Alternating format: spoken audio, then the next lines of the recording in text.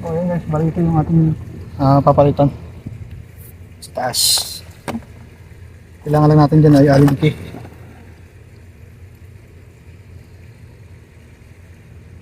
Parang number 3 siya yung size niya.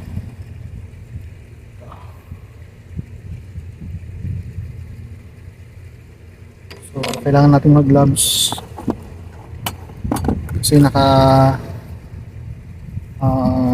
sindi na yung kanyang naka-on na kanyang power. Kaya kailangan natin mag gloves para sa ating safety. Lalo pa magkakabit tayo sa mga ganitong may power na.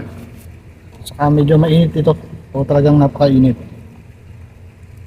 Kaya kailangan natin magsuot ng gloves para sa ating safety. So yan guys, kaya tayo.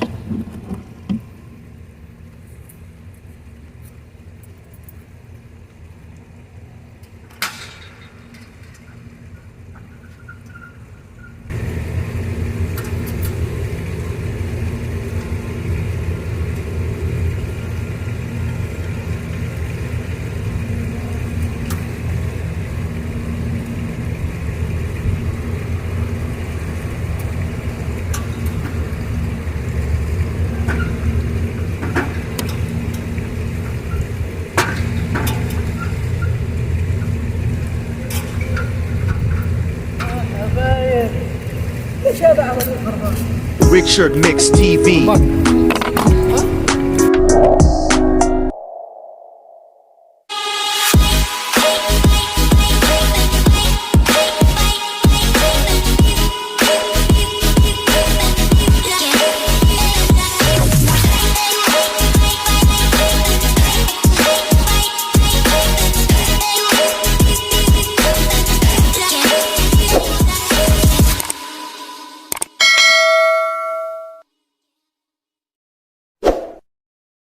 Hello mga idol, welcome sa aking channel. For this video ay tinawagan ako ng Central para ipaayos ang isang spotlight na hindi umiilaw. Kaya ngayon ay pupuntahan natin para alamin kung ano ang naging problema nito. Ang oras ngayon dito ay alas 7 na ng gabi. Alam nyo naman ang trabaho ng maintenance dito. Walang pinipiling oras basta may tawag ako ay kailangan nating tugunan. Kaya mga idol, halina't samahan nyo ako sa panibagong trabaho sa gabing ito. At alamin natin kung ano nga ba ang naging problema ng ilaw na itinawag sa akin. Panuorin hanggang dulo ang video na ito upang kahit papaano ay makapagbigay ako sa inyo ng idea sa trabaho ko ngayong gabi. Pina-check sa atin yung spotlight daw doon sa may central. So tingnan natin at hindi daw nailaw. So yun guys, puntahan natin. Siya nga pala mga idol. Kung bago ka pa lang sa aking channel at kung hilig mo yung mga ganitong video, ay mangyaring mag-subscribe ka na sa aking YouTube channel, at huwag mong kalimutang pindutin ang notification bell upang updated ka sa mga bago kong video na i-upload. Ang channel na ito ay may layuning makapagbigay ng iba't ibang idea, tutorial about sa trabaho ko dito sa ibang bansa, bilang isang maintenance at maging sa pagiging isang electrician. Ang channel na ito ay nagbabahagi ng kaalaman sa trabaho dito sa abroad. Ito ay naglalaman din ng iba't ibang content upang magbigay din ng kasiyahan sa bawat manunood. So yan, puntahan natin guys yung nasabi nilang spotlight na hindi may ilaw.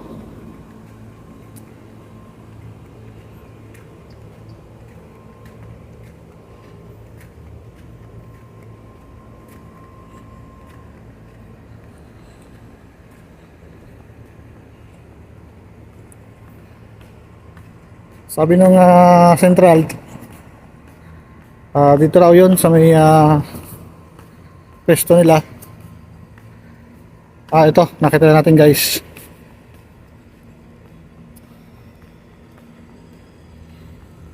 Ito siguro yung sinasabi niya.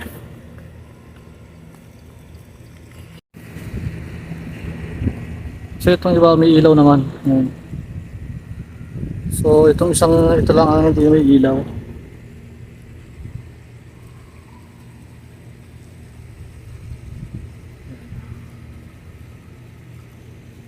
So check natin yung iba. May ilaw naman. So isa lang. Pagawin natin gawa tayo ng hagdan.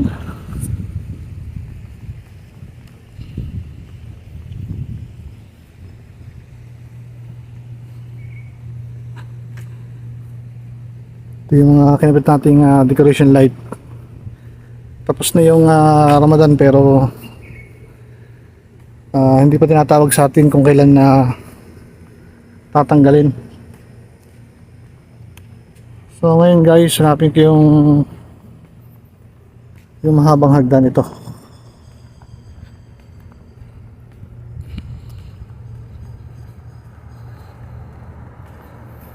So ito yung mahabang hagdan, ito yung gagamitin natin. Ay, naku, mataas na naman yung ating aakyatan. Parang may problema ka. So yun guys, yun natin itong hagdan.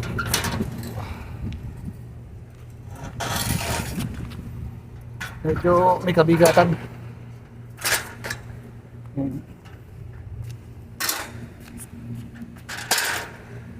Ano natin to?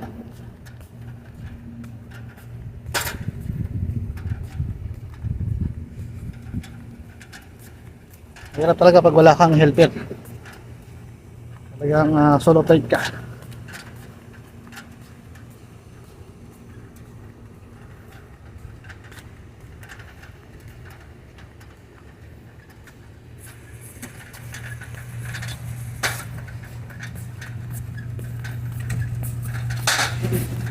Ayun.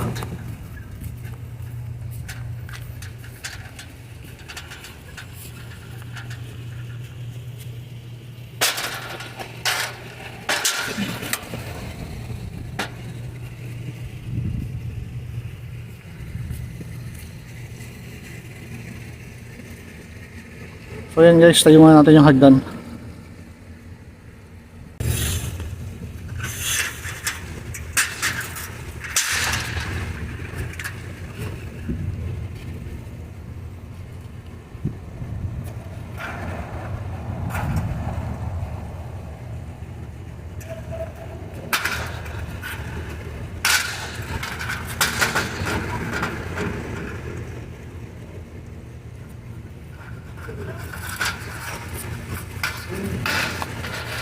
Nice.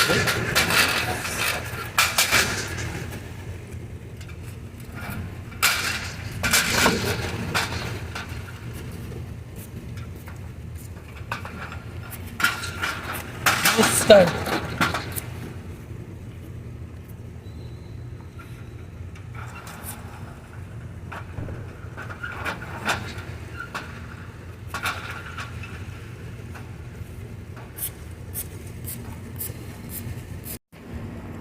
So yan guys, nalagyan natin yung hagdan. Kukuha na lang tayo ng pamalit na ilaw. So napakataas tong nung akitin natin ngayon. Yun na yung dating yung tawag dito. Ayun yung dating pinaltan ko. So napundi na naman. Pero nakailang buwan din naman siya, parang 3 months. So kuha lang tayo ng pamalit na ilaw guys.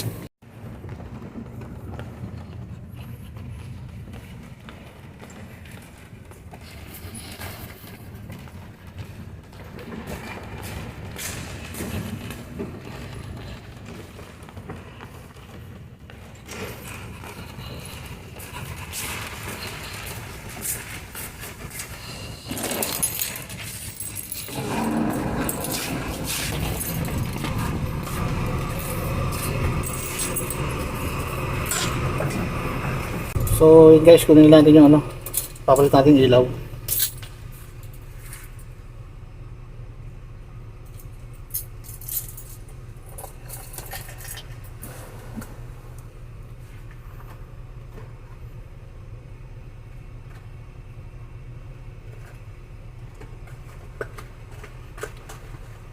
Sana meron pa tayong stock. 150. Sa palagi ko yung ay 170. 70 watts.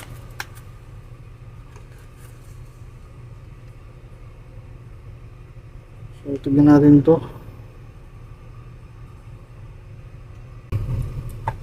So ito guys, palagay ko ito yun, 70 watts.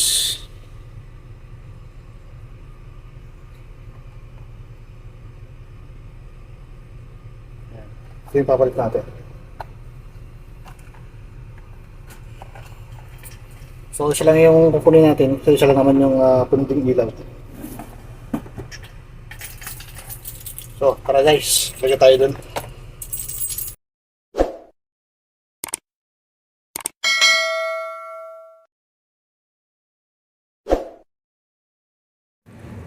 So yun guys, balik na tayo dito sa ating pagpapalitan ng ng bulb. Ganito kahirap dito pag wala kang helper. Wala kang tagahawak ng hagdan, wala kang tagakuha. Tapos tayo pa ang aakyat. Yun guys.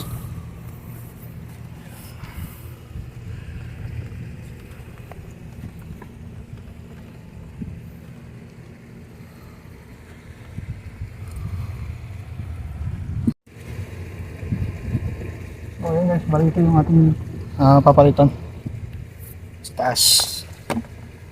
Kailangan lang natin dyan ay allen key.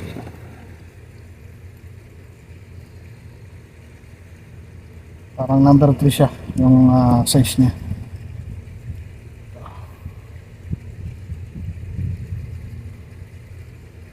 So kailangan natin mag gloves kasi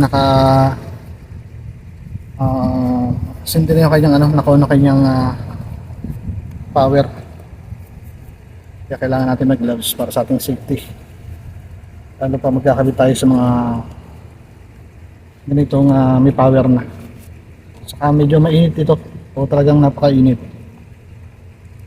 Kaya kailangan natin magsuot ng gloves para sa ating safety. So yan guys, kaya tayo.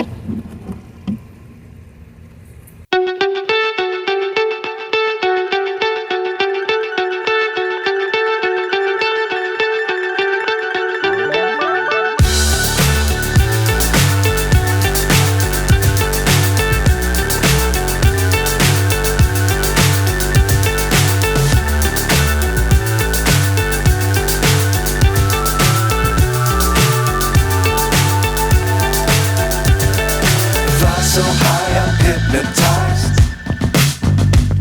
What's up is down, what's left is right. Chasing stars and holding you. I can't see the end, but we'll see it through.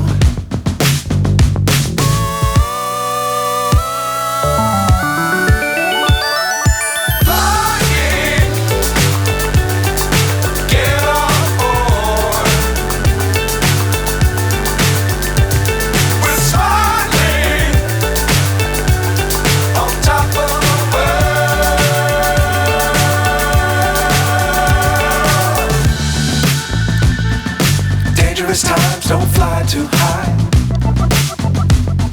Be sure to keep the ground in sight. Ito nga mga idol, no? Tinanggal natin tong ilaw dun sa taas kasi pinalitan ko ng bagong bulb. Hindi pa rin siya umilaw.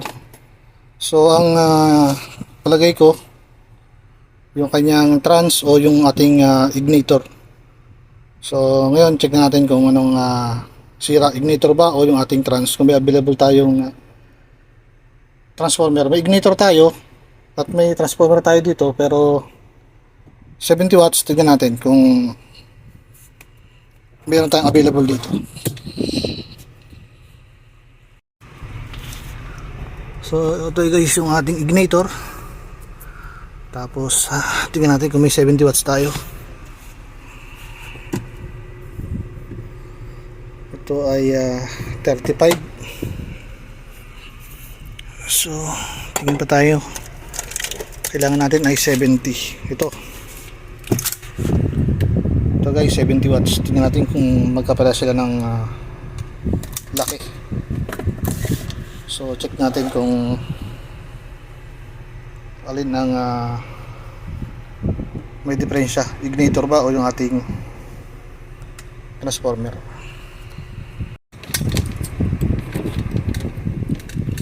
So yan, tanggalin natin na mga idol yung ano, kanyang screw. Hindi kasi yung ating number 3.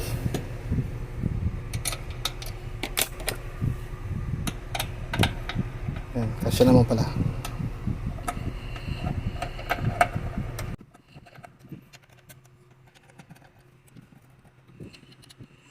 Bukin mo lang yung sila na hawakan natin. Marami sa ating stick. So yan, ito guys, ating transformer. So bago yun yung kanyang ano, yung kanyang bulb. Tapos 70 watts din naman siya, kaya lang ayaw pa rin umilaw. So ito yung kinuha nating pinagpalitan. Baka okay pa rin to, pero may itim na siya, so huwag na natin ibalik yan. Kaya natin yung bago, tanggalin na natin itong ating ignitor muna. Yan. Para malaman natin kung baka ignitor lang yung may diferensya sa kanya.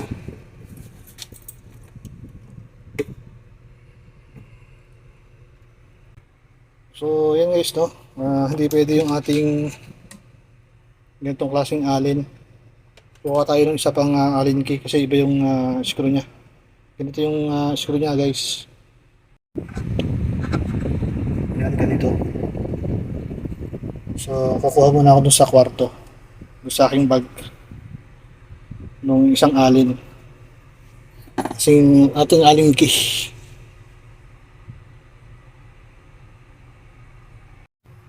So yun guys, nakakuha tayo ng allen key. Yung isang klase, yung parang bulaklak. So try natin tanggalin.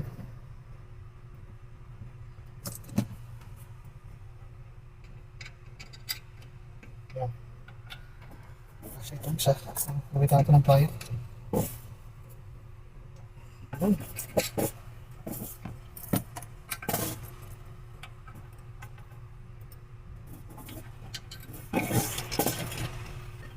Hindi natin itong cover para mangat natin ganyan.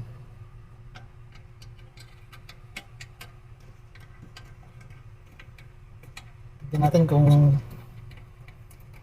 yun ang may diferensya. Kasi hindi siya umilaw. Pinunta natin siya ng bagong bulb niya.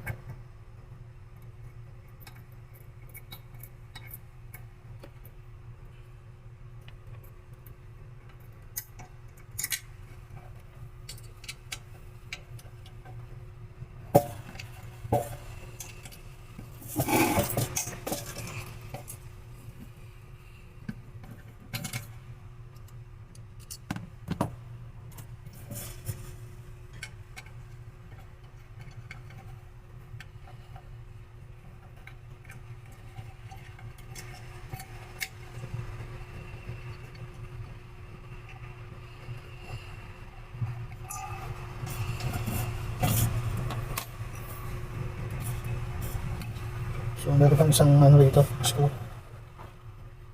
Tanggalin pa natin ito.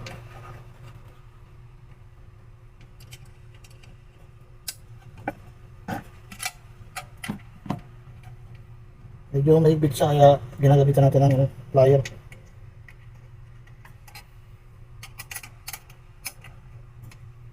Para madali natin matesting yung ating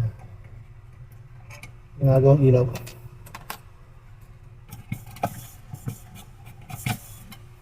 So tanggalin natin itong bulb niya.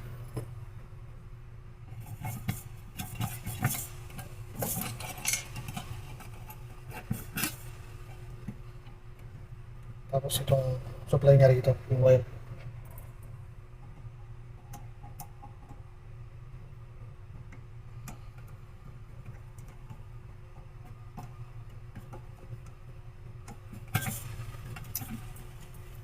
So yung kanyang ground.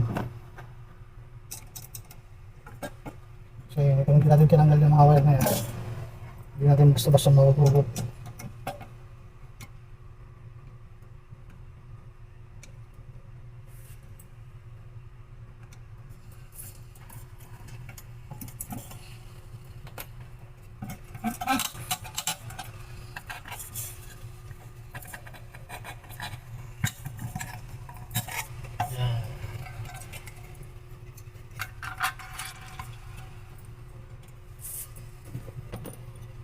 Unahin natin i-check tong ignitor.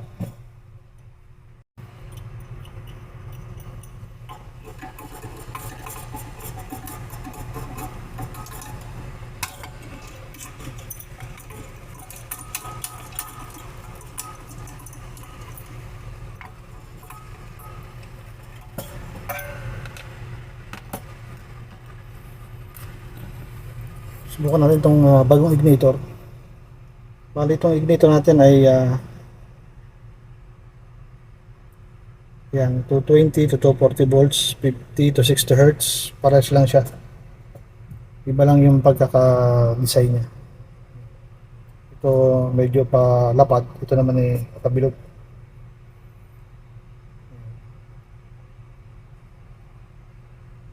Tapos Boslo rin siya. Pares lang sila ng company. So ngayon try natin ipalit. Sundin lang natin yung pinaglagay niya dito, nakalagay sa isang connector B. So brown. Dito, ayan, dito natin ilagay brown.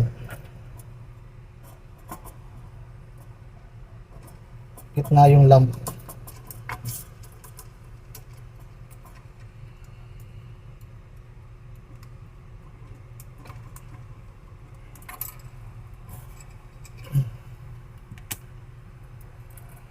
So, unahin natin itong brown.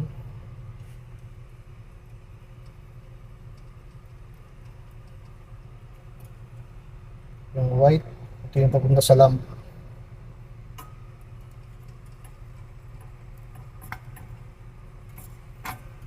Tapos ito naman yung sa neutral natin. May nakalagay naman sa ating mga indicator dito sa ating ignitor.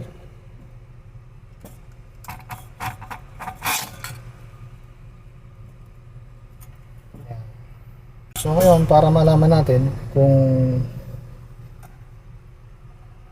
ito ba ang may damage o itong trans, pinagtanan natin itong ignitor. So testing na natin. Pag hindi pa rin siya umilaw, palamang ang diferensya niya ay itong ating transformer. Wala tayo ng wire, guys. So yun guys, ito yung ating wire na pang testing natin.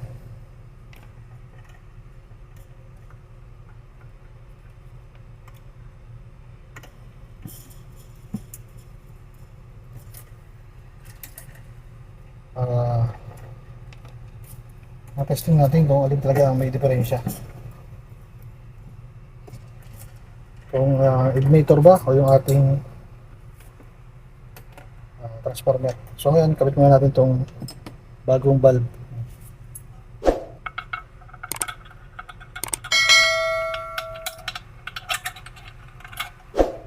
So ngayon, testingin na natin.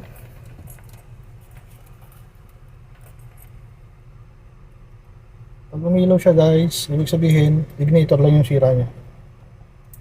Pag hindi pa na siya umilaw, so palitan natin yung transformer. So yan, check na natin. So yan guys, kita nyo umilaw siya, nag-energy siya. So ang may diferensya yung ating ignitor.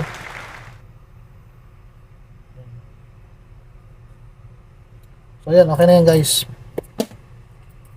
Balikan natin yung kanyang cover. Tanggalin natin tong mga wire na to.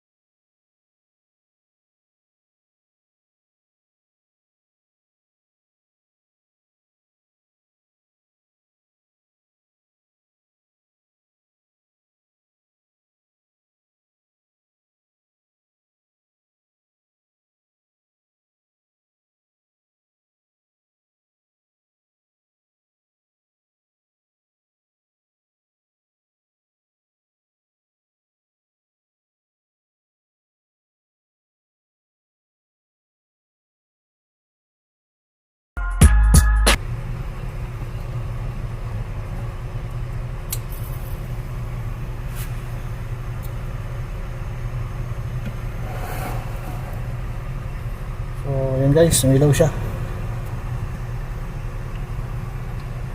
Ayan. So okay na. So ngayon guys, ito na higpitan natin.